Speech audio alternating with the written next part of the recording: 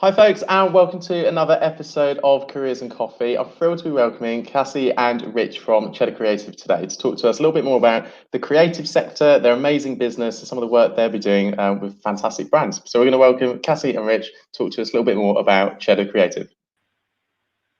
Good afternoon, folks. How are we doing? Oh, very well, very well. This is what I like to hear. Now, look, have we got coffee? It's the most essential part of Careers and Coffee. This is what we like. Nice one, folks. Right. Tell me a little bit more about who you are and what Cheddar Creative is.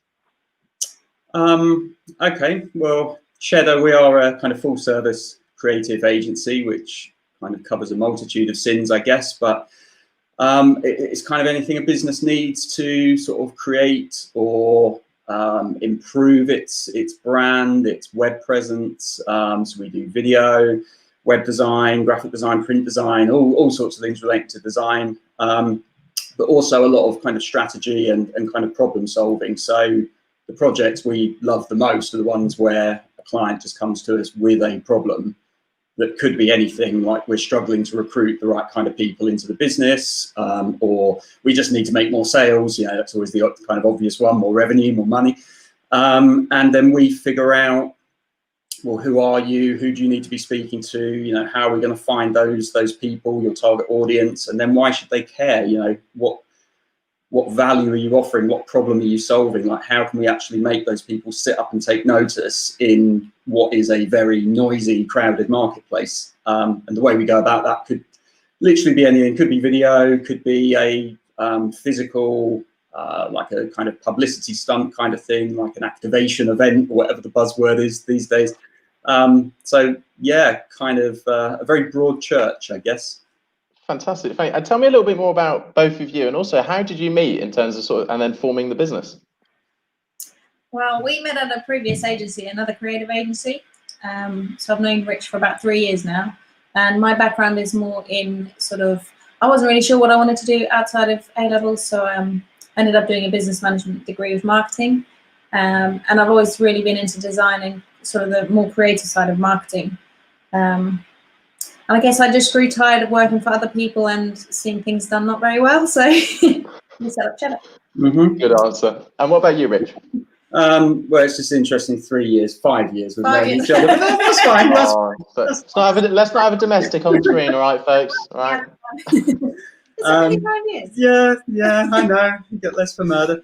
Time flies when you're having fun. So, yeah, exactly. So my background is more in, well, I did an IT degree and kind of had a very short-lived IT career, which it just wasn't for me.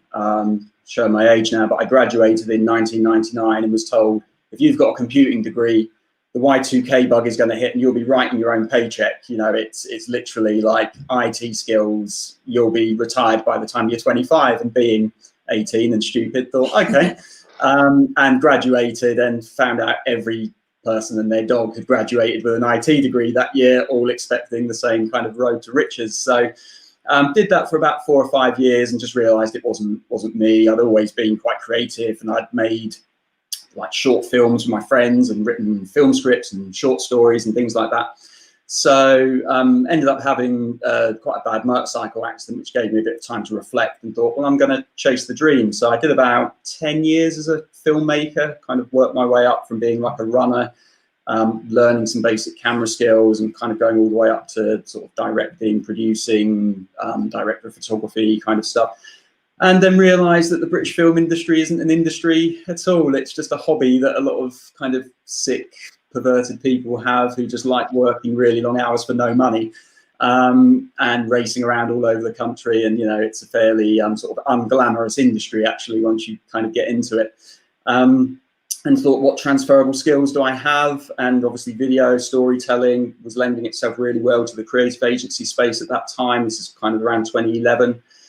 And yeah, kind of got a foot in the door with a local agency, and that's kind of where I've stayed for the last 10 years.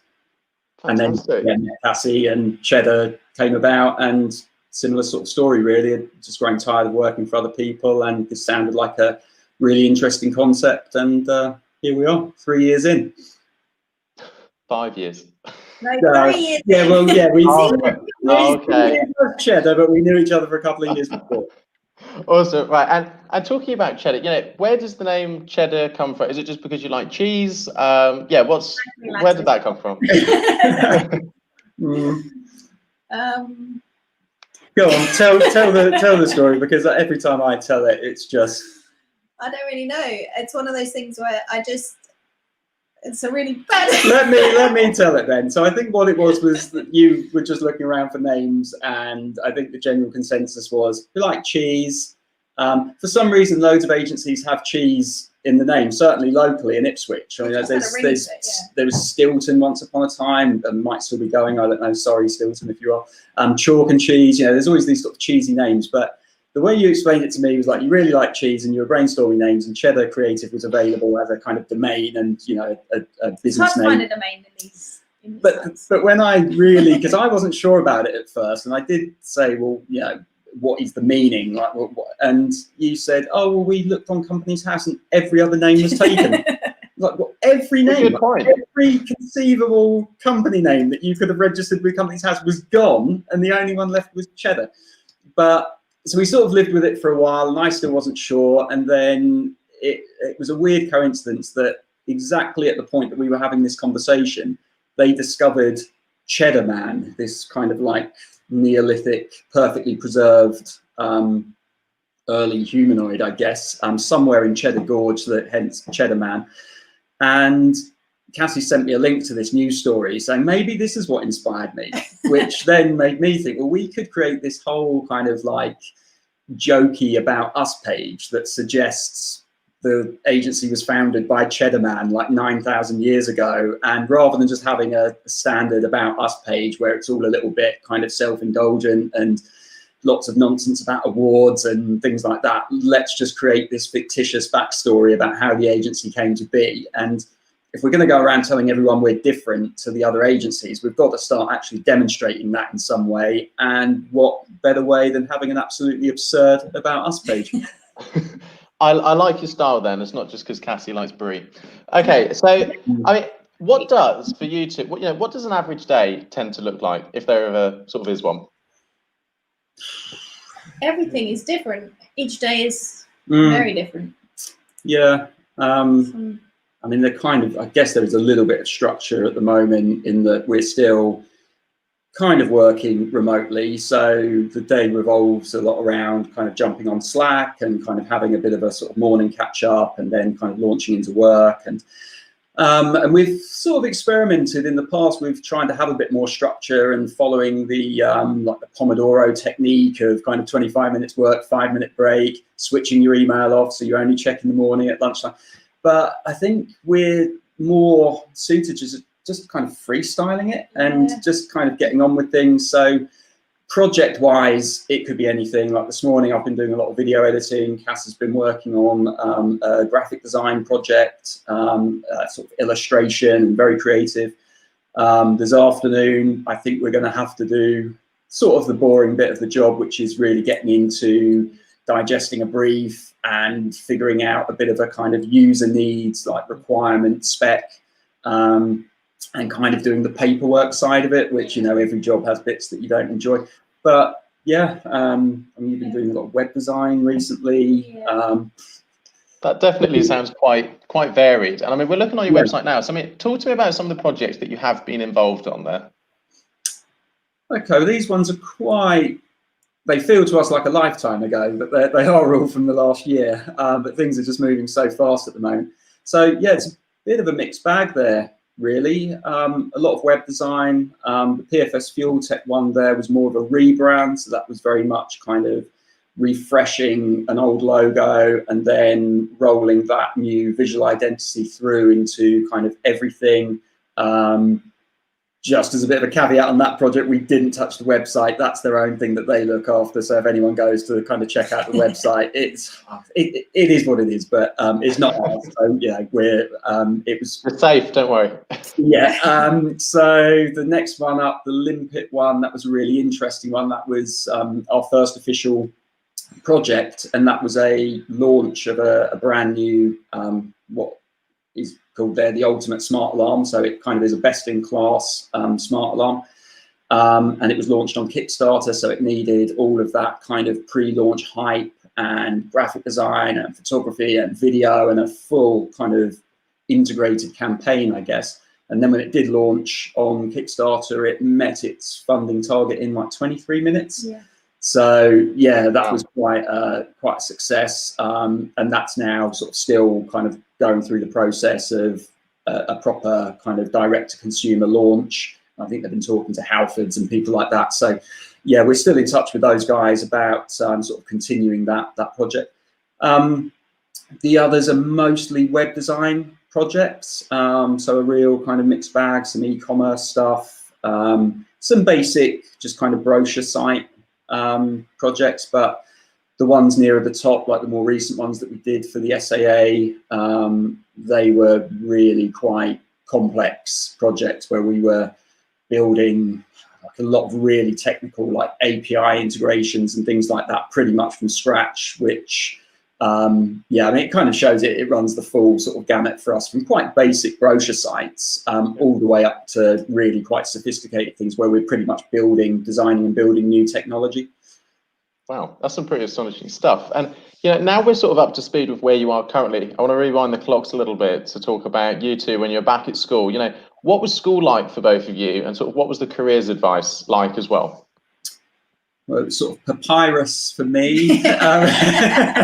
No, or you, your memories are probably a bit more. I don't have a very good memory, so I'll block that out. I actually grew up in South Africa, so my school, I sort of left when I was 15, so it interrupted my GCSEs because I was doing GCSEs in South Africa. So I actually went back to, they put me back a year so I could start the coursework and do the coursework and then the exams, because we only have 1 year in South Africa. So it was quite a change from what I was used to. I don't really remember getting much career advice. I think I left school quite confused as to what I wanted to do, and because during A-levels I was sort of working in a hospital as like a healthcare assistant, I thought that maybe I would want to go into nursing or midwifery, so I actually applied to do midwifery, and then last minute changed my mind and I actually applied to do an art degree. And then I got into the Norwich School of Arts, and then last minute changed my mind and I ended up doing business studies. So I don't think I had changing your mind. A little bit varied. So I don't think I had like a set idea of what I wanted to do, and I actually just did business studies with marketing, so it had the element of creativity in the marketing element, and I guess the business side of things, I could just create whatever business I wanted when I decided. Brilliant. And Rich, what about yourself? Yeah, I mean, it is a bit of a distant memory, but I don't feel like the careers advice was that great. We did those kind of like questionnaire type things, and then it came back saying you need to be a marine biologist because you like fish or whatever. So that was a little bit, didn't really give me much of a clue. And I've never really had a kind of plan. Like I kind of envy the people. Oh, we've got fresh coffee has just arrived. Thank you. So yeah, we where was I going with that? Yeah, I kind of felt like I've never really known, and I kind of envy people that have got that plan from a very young age of knowing exactly what they want to do and then kind of following that fairly sort of linear path to it.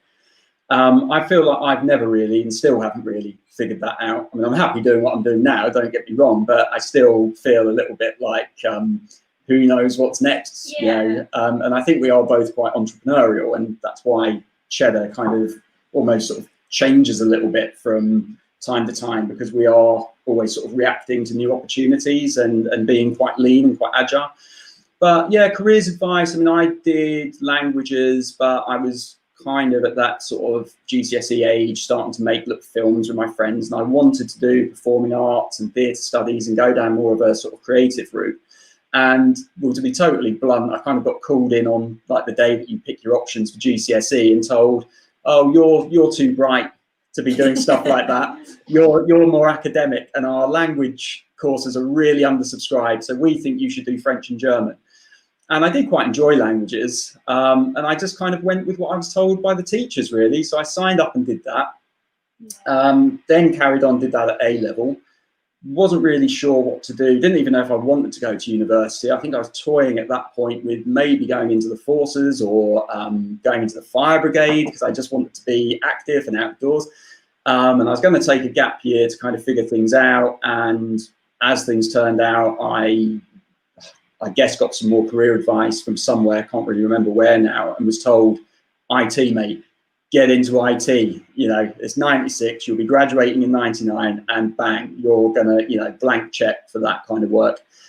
And that's sort of what I did. So I kind of, in some respects, have got regrets that I guess I didn't have more of a plan when I was younger, but I'm also pretty happy with where I've ended up. So I guess it shows you don't have to have a plan. And I think as long as you're prepared to sort of grab those opportunities as they come along and actually recognize them as opportunities, then all the stuff, all the choices that you make when you're younger, I mean, they are stepping stones to get you from one place to another, but they don't define you. You know, you can, I've pivoted my career several times and still managed to get to sort of fairly senior levels. So I guess just be a bit entrepreneurial and just grab those opportunities.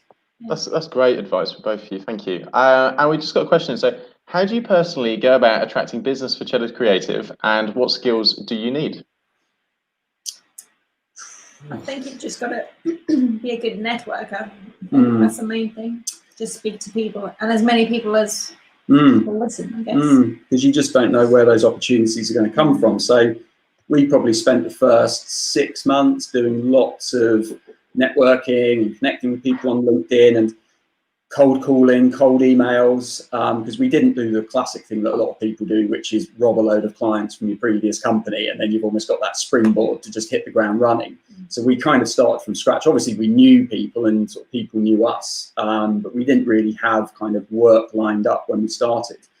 So we did a lot of this kind of networking and cold emailing that just felt pretty soul destroying, because you're not seeing immediate returns on that kind of time and energy that you're investing. But then 6 months later, 12 months later, in some cases a couple of years later, those people connect because the timing's now right, and you think, oh, that all came about because of that little LinkedIn message that I sent 2 years ago that I'd forgotten about and dismissed as having been like a bit of a waste of time. But we just put ourselves out there, you know, doing things like this. We're kind of like the Danny Wallace book, the yes man. Like, we just say yes to stuff. And, you know, things, I think the universe finds a way of making things happen for you if it sees that you're putting yourself out there and trying. Yeah. And obviously you got to do good work, because referrals speak for themselves. So if we did a terrible job, nobody would refer us. So everything we do, we try to do to the best of our ability. It's mostly referrals, isn't it? I think, yeah.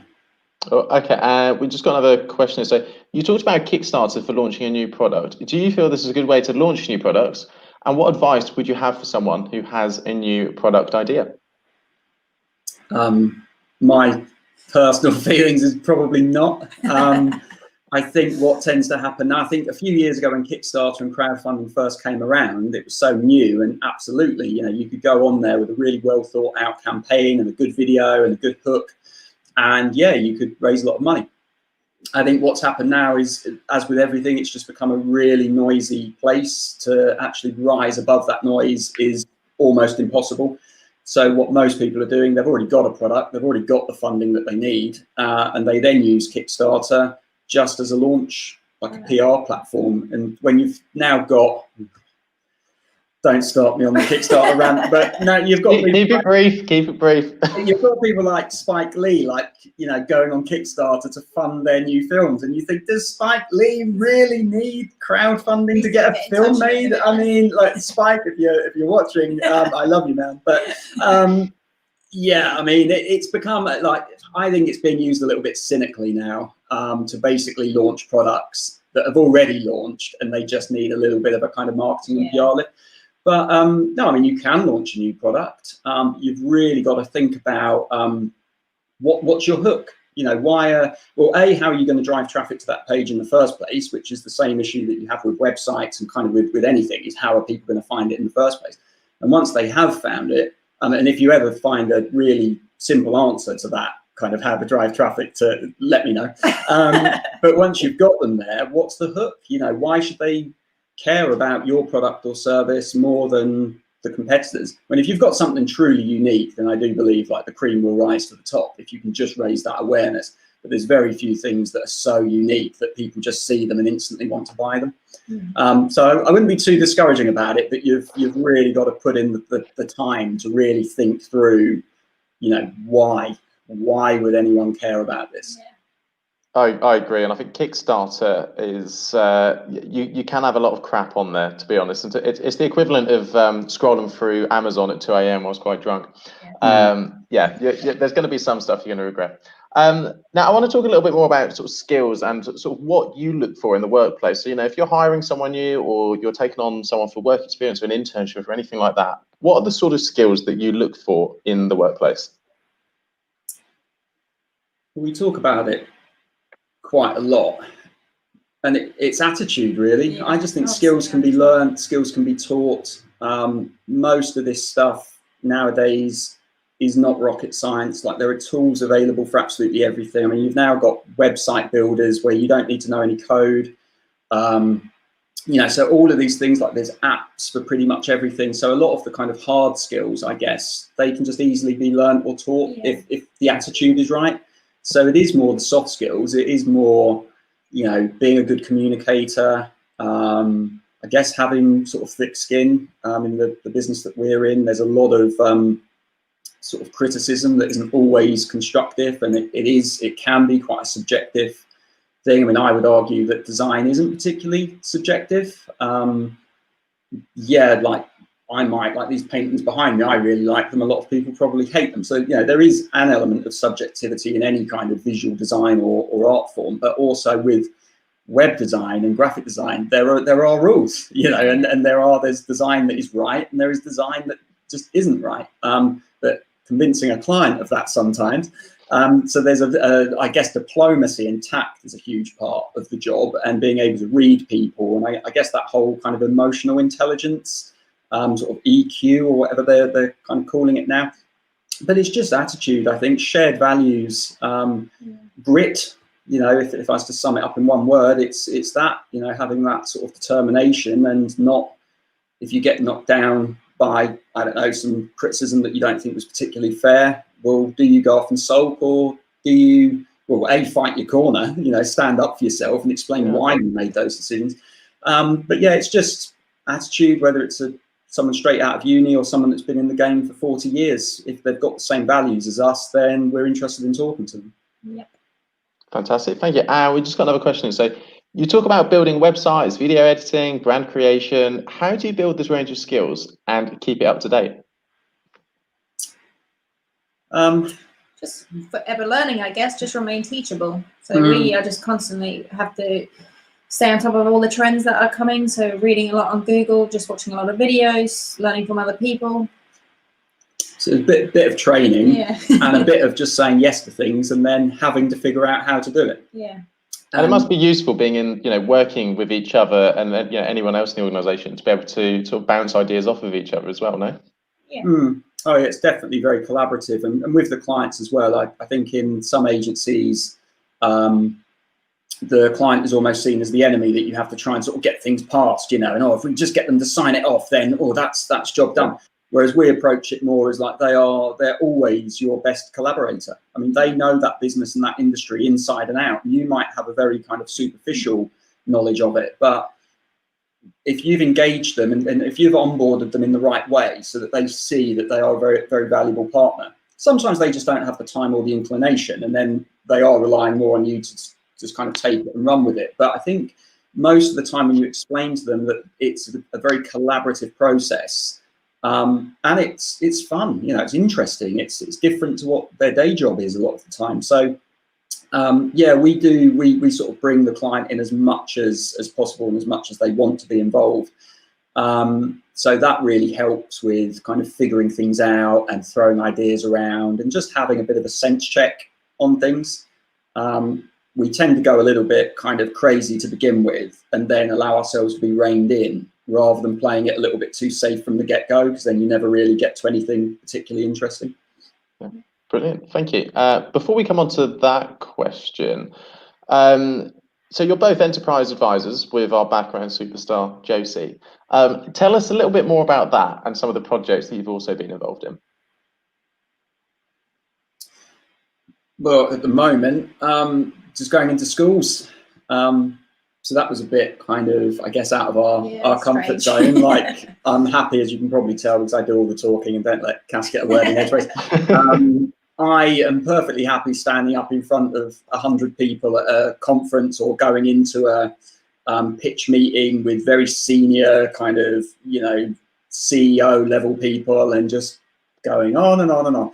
And then when Josie said, oh, we've got an opportunity at Kesgrave High to go in and just give a bit of a talk to the students about kind of what you do and, ways into the industry, it probably gave me a lot more anxiety than anything I've done for years. But they're brutal. Scary. Yeah, they're brutal. They will literally just kind of call you out on stuff. So, but yeah, we've been into Kesgrave. We went to, what was the other one? One up near Dis, can't remember. But we did just a general kind of rundown on the industry and, potential sort of ways in and what we look for and that kind of similar stuff to what we've just covered. But we also went into Kesgrave and did an introduction to design sprints, which is a little bit more, I guess, technical and something that we run with our clients to just try and get to the root of the problem as quickly as possible and then start to kind of, I guess, come up with ideas and to prototype and to kind of test whether any of those ideas are viable. So we did a very, very stripped down, like 1 hour version of what normally takes 5 days. And it was amazing. I mean, the stuff they came up with, we tried to have minimal input and just let them kind of go for it. And in the space of, well, it ended up being about 45 minutes in the end, once we'd kind of got started. And it was just amazing. I mean, there's just no inhibitions. Like, they don't kind of censor themselves in the same way that you do when you're a bit older. And it was just amazing to see how much they achieved in 45 minutes. Fantastic. Thank you, Faith. And question for Cass. So has your gender ever presented an issue in your career? And if so, what did you do to overcome that? I'd like to think not. But I think it's a case of when I first started trying to go for jobs, I think I wasn't taking it seriously because I had, well, I'm obviously a female and I had back then more of a baby face. So people. You still do. Come on. Stop fishing. Because I look so young. People don't take me as seriously. I guess that has been a problem in the past, and I overcame that by setting up my own agency and just showing that I can do it, and just went above everyone else and just thought I'll do it myself. Mm. Well, that's kind of the sort of structure when we sort of go and introduce ourselves. And I think some of the work that's come to us has been more through kind of people that I knew and had a working relationship with previously, and they just assume like, oh, Rich, you've set up your own thing, and oh, you've brought in Cassie, and it's not that at all. I mean, I'd just still be sitting on the sofa eating Doritos if Cassie hadn't have kind of called me up and said, look, come on, I've got this opportunity here. Like, I've set this thing up and, I think we'd work well together. So, yeah, it's completely been kind of Cassie's sort of brainchild. And, we have obviously sort of evolved it together. But my thing would be more that I think because you're quite softly spoken and you're more of a thinker and you tend to kind of absorb stuff. That perhaps on the face of it, when we go into like client meetings, that could be perceived as, I don't know, like, I don't think it really has anything to do with gender. I just think some people are more introvert and some people are more extrovert. I always used to be a massive introvert, and now look at me. But I suppose as a duo, that works quite well. Yeah, because you can talk the talk, and people go into interviews so often and they just are so good at selling themselves, but then when it comes down to it and you actually have to do the work, they're just like, I'm all the opposite. Brilliant. Thank you both. And another question, I suppose, in terms of everything that's going on with the pandemic, there's just a lot of content that is now online from brands and individuals. And I feel like a lot of the time it's barely sense check. They just feel like, let's get something out there so people know we're still around. Whereas actually thinking, is it quality content that's going around? But if you're a business, how do you remain authentic in your approach like that when there is a lot of BS around at the minute? Well, the advice I've been giving to our clients is almost like, don't overthink it. Like, don't just kind of spam crap out there that no one's interested in. But I think with everything that was going on, I mean, hopefully we're sort of through the worst of it now, and who knows kind of where we're going to go from here. But I think right in the midst of lockdown, it was so unprecedented times. people just didn't really know what to do. And we did have a few clients coming to us just saying, well, what would you advise, from a kind of PR perspective? And we were saying, well, you've got to be there. Like if you totally, duck and cover, your customers, your users, they are looking to, they don't want to feel like you've run for the hills and they're never going to hear from you again. So you need to be there. So almost don't overthink the content. Like don't worry too much. But yeah, definitely be authentic. I mean, it has to sound like you. It has to be you. And if you are a service provider, you need to be saying to your customers, we are still here. If you need us, we're still here. Life goes on. So yeah, I kind of feel like it's more just having those regular touch points. Don't worry too much about exactly what you're saying. It's more that you are just saying like, we are still here. Good advice, folks. Well, look, I'm going to close it there because I feel like this conversation has just whizzed by and 30 minutes is done already. So just a huge thank you for coming on to Careers and Coffee. It's been an absolute pleasure. You're welcome. No Thanks worries. for having us. Yeah, cheers. Thanks, folks. So, folks, that was Cassie and Rich, dream team from Cheddar Creative, talking to us all things creative industry, brands, and also their advice to young people as well. So, huge thank you for them coming on Careers and Coffee today. As usual, fill in our survey. It takes like 20-30 seconds. Just makes myself and Josie make more informed decisions about some of the guests that we're having on as well. And next week, I'll be off the screen. Which everyone's delighted about, and my colleague Kieran will be in place speaking to Nikki Payne from the construction sector as well. So tune in next week, Tuesday, 12:30 till 1. Thanks.